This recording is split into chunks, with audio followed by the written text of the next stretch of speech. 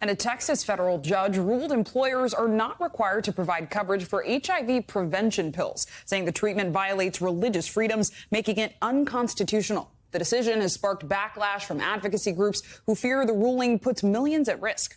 Yeah, and that case was brought on by several plaintiffs, including two Christian-owned businesses who opposed a key provision in the Affordable Care Act that requires free coverage of most preventative treatments, including HIV drugs. The plaintiffs claimed they did not want to pay for health care that contradicted their religious beliefs, saying the drug encouraged same-sex relationships. Well, the drug maker argued the pill is not specifically for LGBTQ plus people and went on to say HIV does not target specific communities. To get into this, NBC News medical reporter Erica Edwards joins us now. Erica, good morning. So advocates in favor of the HIV prevention treatment say this will have wide-reaching consequences beyond the pills themselves. So what other preventative treatments or health care programs could be in jeopardy? Hi, good morning. Theoretically, this argument could be applied to any number of treatments, including birth control and vaccinations. In fact, the lawsuit included religious objection to contraception, to the HPV vaccine, as well as screening for drug use and sexually transmitted diseases. So certainly far-reaching implications. Zinkley, Stephen? And Erica, many Democrats are speaking out about this decision, including House Speaker Nancy Pelosi. In a statement, Pelosi said, quote, "This disturbing decision amounts to open homophobia, unleashing unthinkable suffering and death, specifically among the LGBTQ community."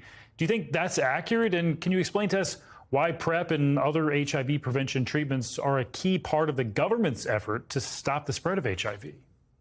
Well, first of all, as you mentioned earlier, HIV can impact anybody, full stop, right? However, most of the people in this country who take PrEP are men who have sex with men. Now, PrEP stands for pre-exposure prophylaxis. It usually comes in a pill form. It's taken every day.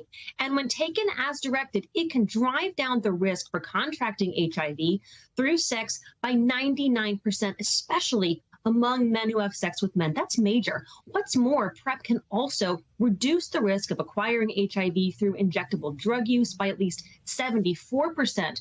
Stephen Zinkley, that's why PrEP has been so instrumental in bringing down the number of new cases.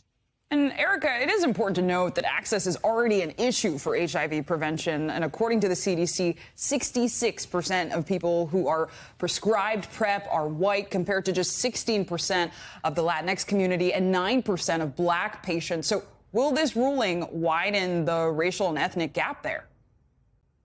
Undoubtedly. I mean, according to a federal HIV/AIDS program, about half of the people living in this country with HIV live in underserved areas. They have no health insurance, and they are low income. About half of that group are Black Americans. Compare that to that 9% that you were just citing.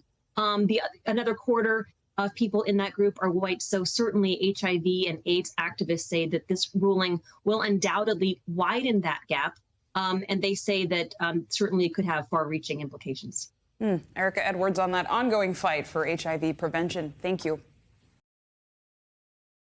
Thanks for watching our YouTube channel. Follow today's top stories and breaking news by downloading the NBC News app.